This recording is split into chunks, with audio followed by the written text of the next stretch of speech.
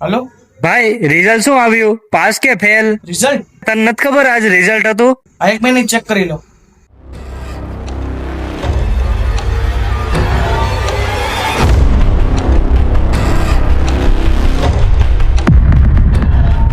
અરે આ શું, હું તો ફેલ થઈ ગયો.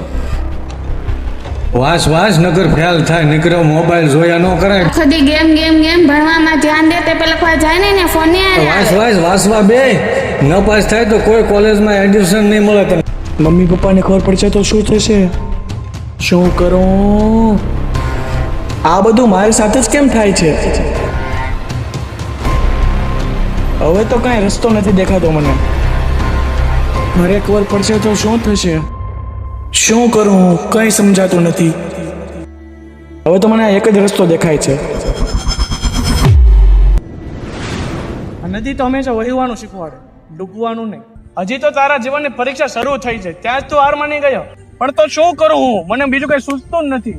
ક્યારેક ક્યારેક જીવનમાં એવો પ્રશ્ન આવી જાય છે ત્યારે કઈ સૂચતું નથી ને અંતે ખોટું પગલું જ ભરાઈ જાય છે. તમારી વાત સાચી છે. જિંદગી તો પગલે પગલે પરીક્ષા લઈ રહી છે. એનો મતલબ એમ કે આમ મૂંઝાઈને બેસી રહેવાનું. તમારી પાસે છે રસ્તો તો આપો. જો ભાઈ, તું તારું કર્મ કર અને તું તારી મહેનત પર ભરોસો રાખ અને કાલથી મહેનત કરવાનું ચાલુ કર. હું હંમેશા તારી સાથે જ છું. અને એક સામાન્ય પરીક્ષા તારું ભવિષ્ય નક્કી નથી કરતું. તમારી વાત સાંભળીને તો એવું લાગે છે તમે ભગવાન છો. તમે ભગવાન તો નથી ને? ક્યાં ગયા?